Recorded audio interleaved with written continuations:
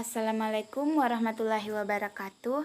Perkenalkan, nama saya Mudri Kayani, NIM D02022038 dari kelas C. Baiklah, di sini saya akan memaparkan materi yaitu bisnis model kanvas, makul teknopreneurship. Yang pertama, bisnis model kanvas.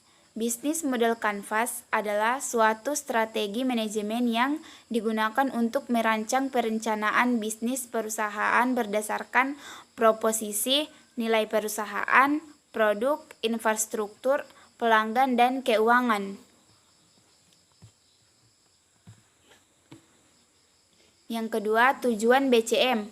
Pembuatan bisnis model kanvas bertujuan untuk membantu perusahaan merancang perencanaan proses bisnis dan menetapkan serta memvalidasi poin penting dalam bisnis seperti sumber daya, aktivitas, hubungan yang akan dijalin dengan pihak terkait, pendapatan, hingga pengeluaran yang harus dikeluarkan. Memodelkan ide dan tahap bisnis. Yang pertama, ideal, lalu bisnis model, lalu bisnis plan, lalu validation, baru bisnis plan, lalu bidding competition, dan yang terakhir build real business.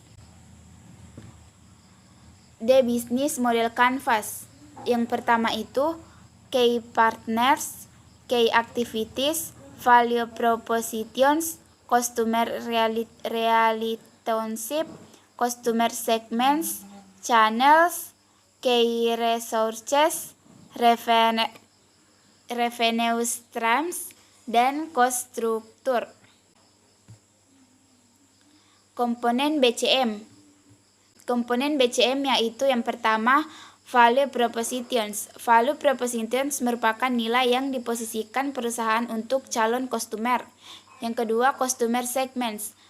Bagaimana perusahaan ingin dilihat oleh calon customer. Dalam suatu bisnis, customer menjadi salah satu komponen penting dari customer. Suatu perusahaan akan mendapatkan e-com. Perusahaan dapat mengisi blok ini dengan segmentasi customer seperti apa yang mereka incar sesuai dengan value propositions.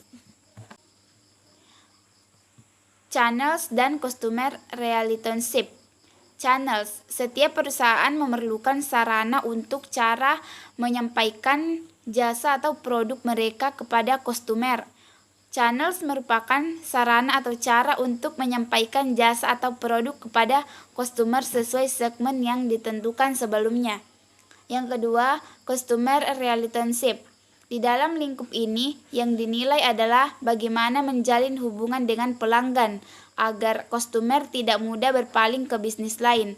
Maka, sangat penting untuk menjalin hubungan yang baik dengan customer. Selain itu, diperlukan juga pengawasan yang ketat dan intensif dalam customer relationship. Key aktivitas dan key records Key activities.